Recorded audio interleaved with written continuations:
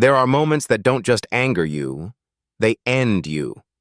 End the version of you that waits, that complies, that believes in playing by the rules. That morning, I didn't just boil with rage. Something in me broke. Politeness, gone. Letters, unanswered. The system, burned. Because the bridge they crushed wasn't just mortar and limestone. It was bloodline. It was my family's soul etched in stone. When they brought it down, without warning, without shame, I stopped waiting. I made a decision no one imagined I was willing to make. I was going to drain the lake. The same lake their $4 million lakeside resort couldn't survive without. It started like any other quiet Tuesday. 6 a.m. Gray fog draped over the water like a woolen veil. I was on the dock, coffee in hand, listening to the loons and the soft groan of weathered wood. That's when I heard it. Low, snarling. The sound of diesel teeth chewing their way across the silence. Through the mist, it emerged. A yellow beast on treads, crawling toward the bridge like a predator. Behind it, more trucks. More men. Radios hissing orders, helmets glinting. I ran. I shouted. But none of it mattered. They had signatures. They had permits.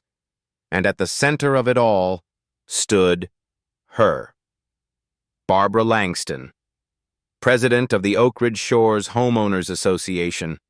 Arms folded, white heels, false smile.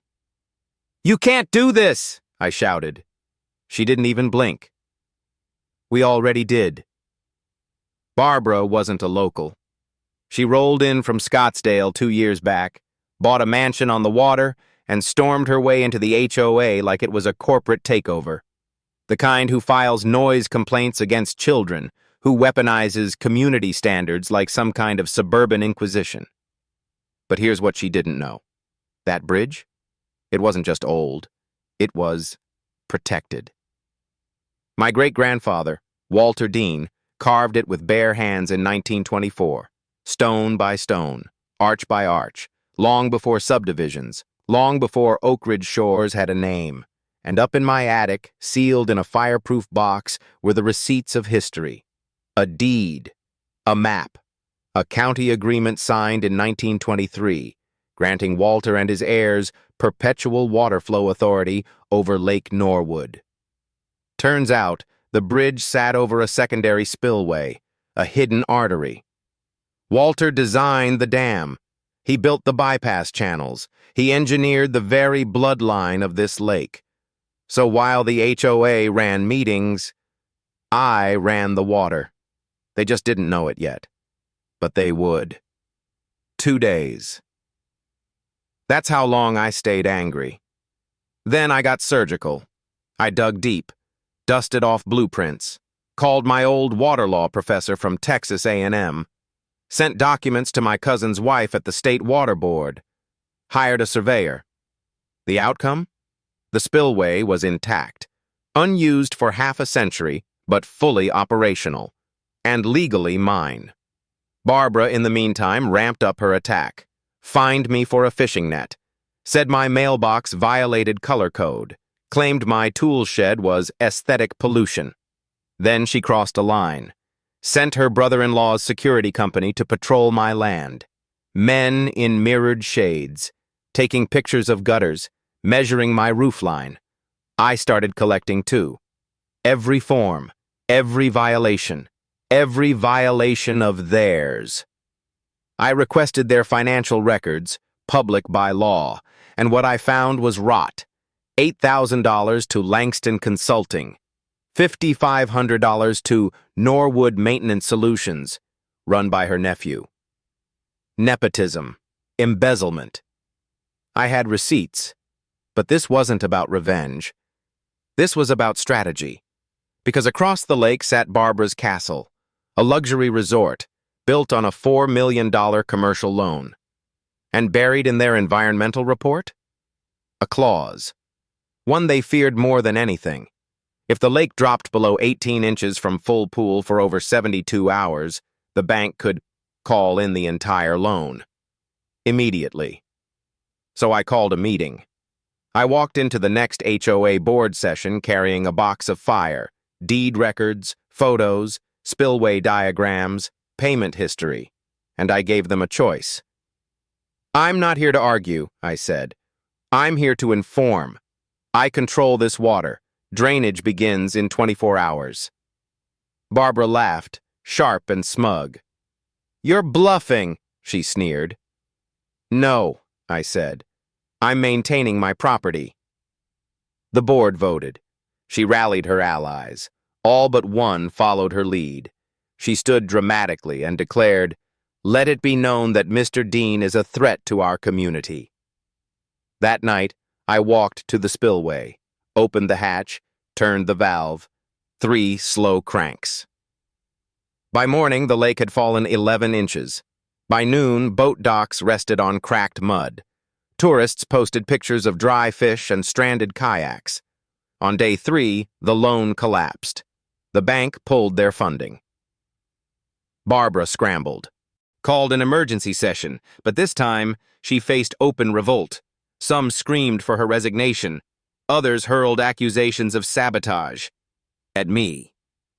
Then came the sheriff. A tip came in about tampering with infrastructure. I handed him the documents. My great-grandfather built this. I operate it by law.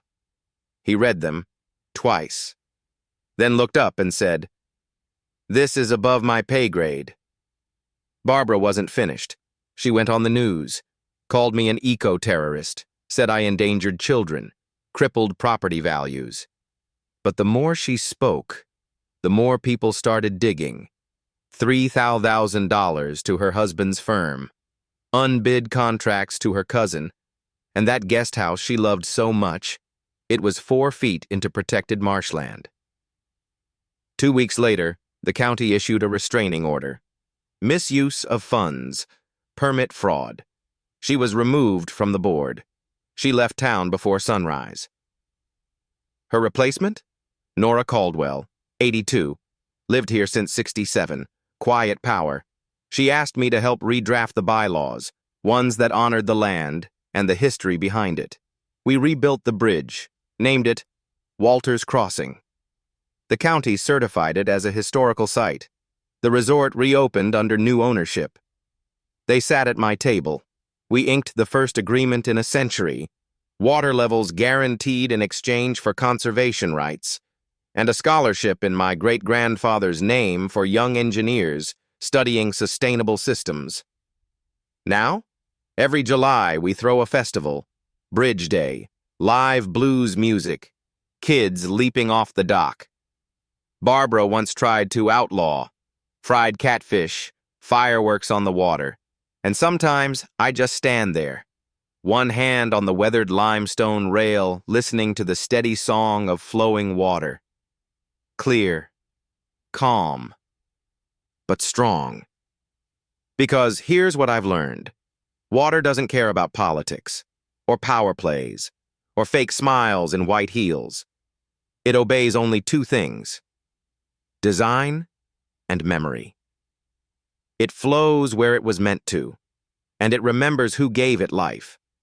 So when they come for your legacy, don't scream, don't beg, learn the architecture, know the law, and if they force your hand, let the current speak for you. Now tell me, if they bulldozed something your family bled to build, would you fight back? Or walk away? Dramatic pause. Drop your story in the comments. And if you're tangled in your own HOA nightmare, don't miss what's coming next. The rancher, the billionaire, and the mineral rights that stopped a fortune in its tracks. It gets wilder.